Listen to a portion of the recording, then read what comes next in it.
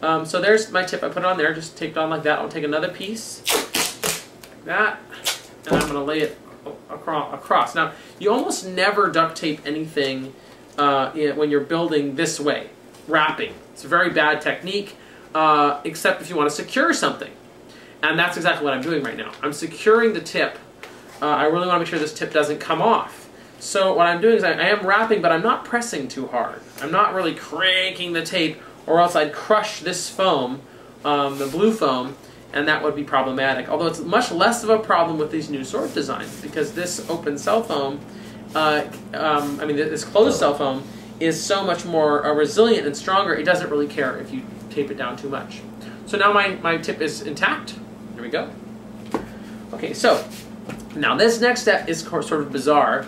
A little bit more strange to wrap your head around, and so you'll want to pay close attention. I've cut these long, very thin strips of foam. I have cut them out from the edge of the foam, so if I had my original piece here, I'm not cutting them a certain width. I'm just using the width of the foam. You can see like that. So what I've done is I just cut long strips, and I just left the original width that I'm using. Once again, they're the same length as the swords were. In this case, 2 feet 3 inches. But really, this is a very thin width. It's like exactly 1/4 of an inch, and so it's kind of hard to cut them at that exact length. Even thinner it can be better for this step. What I'm going to do is I'm going to put this right down the middle. And you might say, oh, why are you doing that? I mean, the sword looks so cool already. I mean, it's nice and flat, looks great. Yes, it does look great, but if someone were to accidentally get hit with the flat end of this, they've got a nice fiberglass rod whacking them, and you'll get a nice fat bruise. So what you're doing is you're putting this foam right down the middle, so that in case somebody does get the flat, they've got some amount of padding. And this is all you need, really, 1/4 of an inch of this really tough foam, and that does it. Now, also, you know, people like the look, if they push this back and they put the foam right there, it would look flatter. But what I found is that by putting this foam all the way up to the tip, it keeps your tip from folding over in a stab. It keeps it straight, and it helps it be sort of like a spine. So I'm going to run this right along here. And this is where this weird roll of duct tape comes in that's cut in half. Because what this is for is to secure the center. So what I did is take a long piece like that, and I roll it up into a tube. And you have to put, if you pull really tight on the ends, it tends to do it for you. So there's a tube. And I set that right down the center. And then I just lay this right in here. Now this isn't really going to keep this foam on completely. I'm going to cover this with a whole layer of duct tape. But it certainly keeps it on while I'm working, which is really important. Because if it's off center at all, and I miss the rod, then I could hurt somebody. So I really don't want that to happen. So I'll do that again kind of slower. I pull really tight on each end, away from each other. And I push this down, and then I roll it over and over. And then sometimes I tap the middle to get it to stick there. That creates a long tube. And then I just set it right down the middle, like that. And I press this right down on top of it. And again. This is one of the more long and tedious steps. Don't make the piece too long, by the way. You'll find it's hard to get it to roll into a tube if it's too long, and then you spend more time trying to get it rolled into a tube than you would have spent just rolling 2 of them smaller. So you know, don't go too long. Usually about 6 inches or so is pretty good. Get this last little piece here. Now I'm going to add a little extra. I'm going to actually go all the way to the end, and that's because I'm going to show you the knockout in a minute, the pommel part. So I'm going to let this tape go even further than the foam, because this part here is going to end up being covered by these extra small pieces that I've cut out in advance that go onto the knockout. I'll show you that in a bit. So that's one side. Just flip it over. The same thing on the other. About 6 or 7 inches there. Pulled out tight, both sides.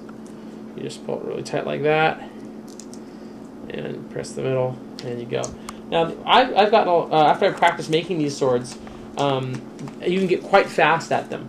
I can do one of these swords now in about 20 minutes, and if I'm really focused on it, and so as you can imagine, you can make 3 short swords in 1 hour.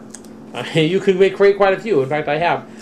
So that's another thing that's really great about these swords as opposed to the older designs, is that they don't take nearly as long to make. They're quite quick to produce, and as I said, the materials are really cheap. Fiberglass rods, 6 feet of fiberglass rod is about $3. So I can make 3 swords out of 6 feet. So that means that right now, this sword right here, the fiberglass rod, is there's only about $1 worth of rod in this. For the foam wise, as I said, it's $6 for 6 feet. So I can make 40 or 50 swords out of that. So, and that's really the only expensive things in here, other than the tape. So you're really talking about swords that are under $5 easily per sword. You're talking more like $1.50 or $2 of materials per sword, which is really great when you want to create a lot of weaponry. So that goes out there. Tear that off. I'm almost done with this end. Okay. Okay, I think we got that situated like we want. Okay. Alright, so that's that. And I'm going to check to make sure that it really is going right up down in the center. That looks pretty good. Okay, so the next step, you can do either the crossguard or the pommel, and I prefer to do the crossguard first.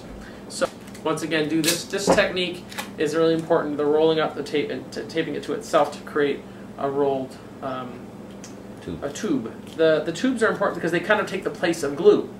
This is why you don't really need to use glue anymore. I'm putting this on at an angle, see it's sort of diagonally.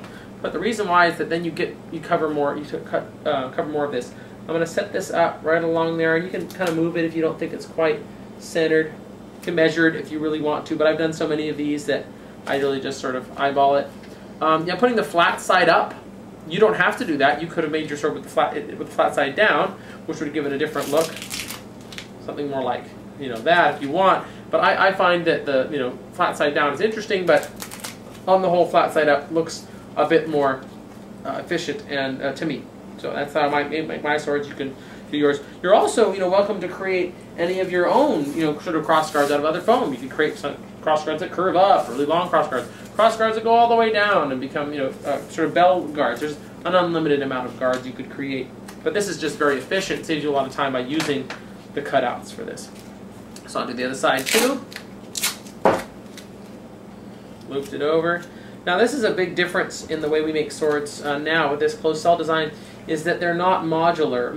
Our old modular swords, the hilts all came off, and the blade was one piece and the hilt was something else, and you could change the hilts out, and it was very nice in a way, but it was also much more costly to be able to do that, and they were not as strong. They broke often right there and would wiggle and rattle, and they were heavier because of that. So these swords, because they're one piece, don't break as easily, not nearly as easily, and that ends up being a much better feature than the fact that they're modular. So I've duct taped that down to the center. I'm just going to put a piece right over the top. It's not really necessary, but I find it makes the rest of the steps just easier, because you're going to cover that later. But I find that just doing this one step right now saves you a lot of hassle later. So I'm just going to secure it down so it won't wiggle or move around on me. There we go. Now I'm going to do the edges. Pretty small piece, about 5 to 6 inches. I press these two sides together, and I come in and I press the duct tape at the top. Now this is a point you're going to want to look closely, because there's a technique to this little step, and if you can get it down, it'll save you a lot of time. So you press that in, you press the sides down, and you push it out, and it's sort of an origami step here, because you pull back, and the sides sort of fold in on each other, like that. They kind of create this backwards fold, and then you can push that right up in and fold those sides down. So with one piece, I've completely covered the entire side. Now, I intentionally kept it short, because if it was really long, it would have come down like this, and that would be really hard to tape. So I wanted it to be just about the right length. That's why 5 or 6 inches was just about perfect for that. I'll show it again on the other side, where you press these two sides together, like that, and I'm going to put the duct tape on, and then once again, it's sort of a reverse fold, where you push these sides down, you come out, and then when you pull this back on itself, it doubles back and allows you to tape it right up against itself with just one go. Thanks for watching part 3 of New Fan War Swords. The next video is there. Watch this video again. Click there. Check out my channel. Link is right there. Right.